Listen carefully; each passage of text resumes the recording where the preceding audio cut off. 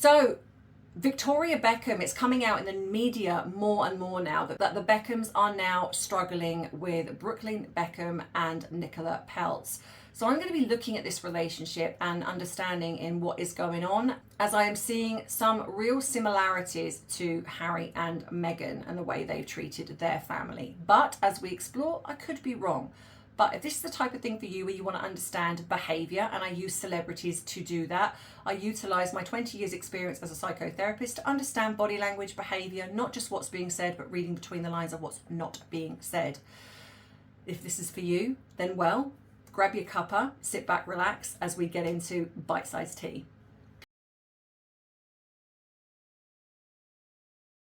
So I've been following this for a little while now, and it seems to be gaining traction. And so, as I said in the beginning, unless you missed that bit and fast forwarded, I do believe there are some similarities in regards to the way that Brooklyn and Nicola are now sort of behaving in regards to the way Harry and Meghan have behaved towards their family. So what caught my eye recently was that things are being put out with regards to Victoria and David as parents, and it's being stated that they are not very good parents, they're quite controlling, etc. And so I've been following it, so noticed that Brooklyn and Nicola have pulled away from the family. Nothing much was being really said about it until this has started to come out. So what I feel could be happening is this is the start of a smear campaign. Because the way I look at everything is you look at behavior across the board. So when you look at, say, Victoria and David, aside from many years ago, he supposedly had an affair. Aside from that, but at the end of the day, that's their marriage, and they are working it out, and they seem to be very loving. I watched their docuseries, and it was very lovely. I mean, he went through a huge amount when he was a 21-year-old young man, and they've come out the other side of it. They've got this beautiful family for all intents and purposes, and everything seems wonderful. Victoria Beckham has got an amazing clothing line. She's got an amazing makeup brand. She's very successful, and she was part of one of the biggest girl groups in the history of, well, ever, and that was the Spice Girls. So she's pretty successful all round. Of course, David Beckham is successful in his own right. He was a very well-known, famous footballer, gone on to manage football clubs, and then he's done fashion, and he's successful in his own right too. Now, I can honestly say that I have never, and I've obviously researched it, I have never seen anything that has spoken about Victoria and David being controlling. In fact, if anything, it's been the opposite. They're a very loving family, they're very open and supportive of their children, and you've only got to look at the way that they are, that you can kind of see that. So when this started coming out, in regards to Nicola's friends apparently leaking this and putting this out, that raises red flags to me. And then when I delved a bit further, it was stating that Brooklyn has pulled away, and a lot of this changed around the marriage. So this to me is very classic of, if you're going to look at this from, say, someone who's displaying, now I don't know for sure, a bit like I don't know for sure with Meghan, but narcissistic personality disorder.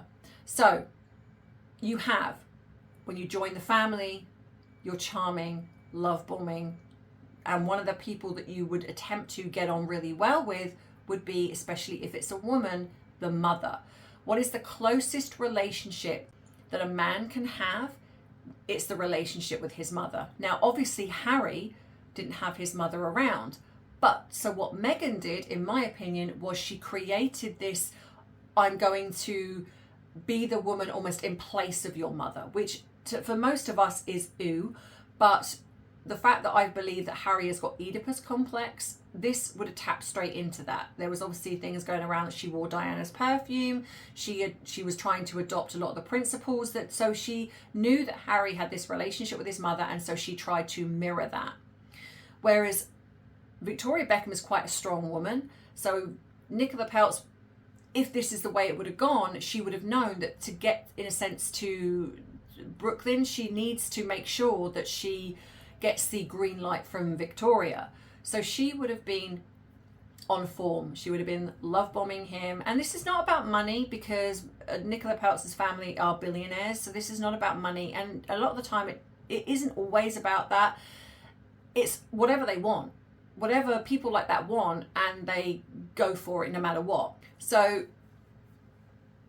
this is what I believe would have happened. So she would have come into the family. She would have acted as if she was just the most amazing person.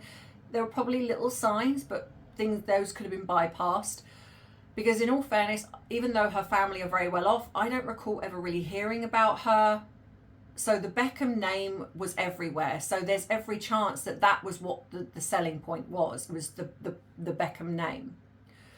And of course Nicola's now sort of become quite famous because of dating Brooklyn Beckham. So you have this love bombing that would have gone on, and then she's got into the relationship. Then she secured the relationship by marrying Brooklyn, a bit like Harry and Meghan marrying. Once that's secured, now of course you can divorce, but because they're in the public eye, this is incredibly messy.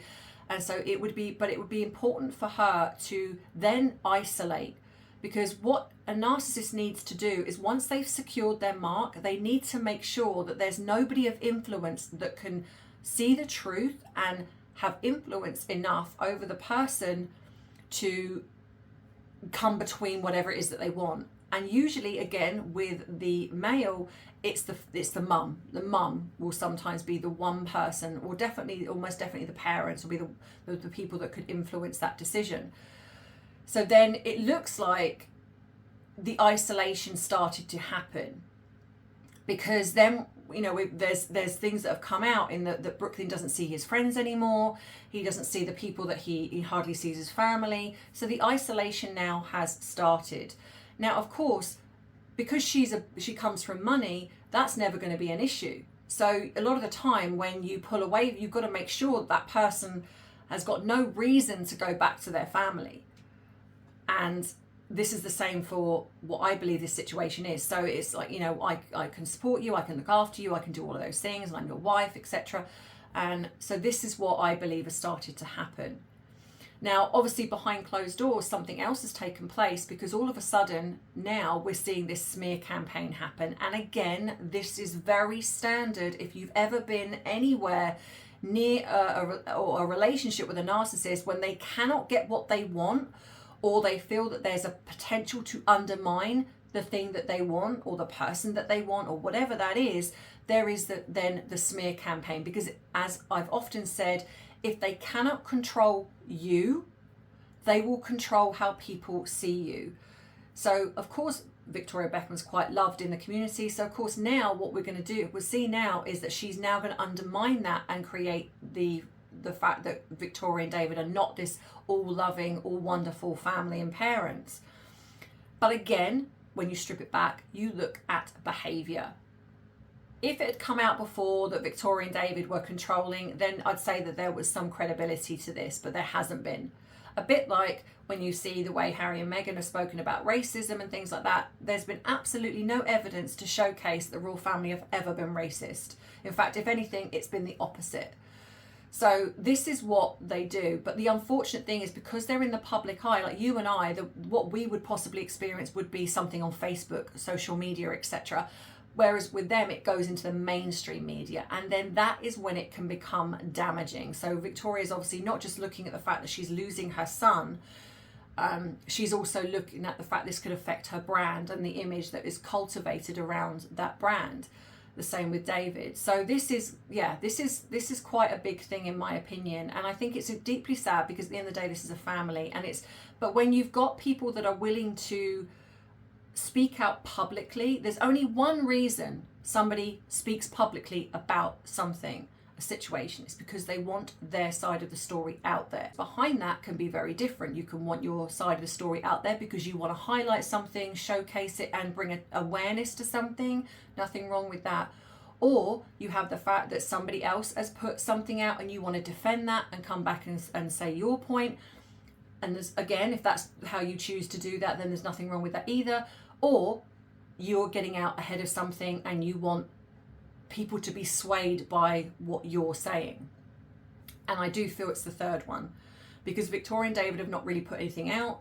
and this is not really a situation to be highlighted. This is a private family matter. But the fact that this is being aired publicly, which is what we've seen with Harry and Meghan, where they're airing about their families, when those families, all right, Thomas Markle has spoken out about Meghan, so that is slightly different. But the royal family most certainly have never said anything bad about Harry, bad about Meghan. So the fact that they felt the need to then create this smear campaign against the royal family, that shows the agenda. And I do think that's what's potentially happening here. Now, I could be wrong, but that's just what I'm seeing so far in regards to this. I'm going to be following it to see what happens, but let me know your thoughts in the comments. What do you think? Do you agree? Do you think that, I mean, you probably, some of you might even care, but do you think that there is some similarities here? And I do feel that it's important that when we highlight those things, because there are plenty of us behind the scenes that have gone through something. So even though, yes, it's about celebrities and generally people don't care about celebrities, and I get that, but that's why I try to put it in the way of looking at it from the real world perspective, because there are plenty of us who have been through the experience of a narcissist. Some of us still are, or the potential to get into something. And if these videos can help stop that or help somebody that's in that situation, then that's why I do what I do. So yeah. So like I say, let me know in the comments what you think. Don't forget to like and subscribe before you leave this video. And if you want longer ones, head across to my Bitesize Tea channel, because there'll be longer ones over there. If you want to buy me a cup of tea, the link is in the description box below. You can also follow me on Facebook, Instagram, TikTok. I'm also over there. Links again will be in the description box below. You can now super chat if you so choose. You can become a member. If you want to write to me, there's a PO box. Email me. You can also go into my Amazon wish list if you want to support in that way and send something. Yeah, there's lots of ways to support if you so choose. But the biggest thing is that please watching, liking, sharing the video. That is really all that matters. And subscribing if you want. So yeah, so I'll see you in the next video. As always, look after yourself, and I love you, I appreciate you, but most of all, I respect you. Take care. Bye-bye.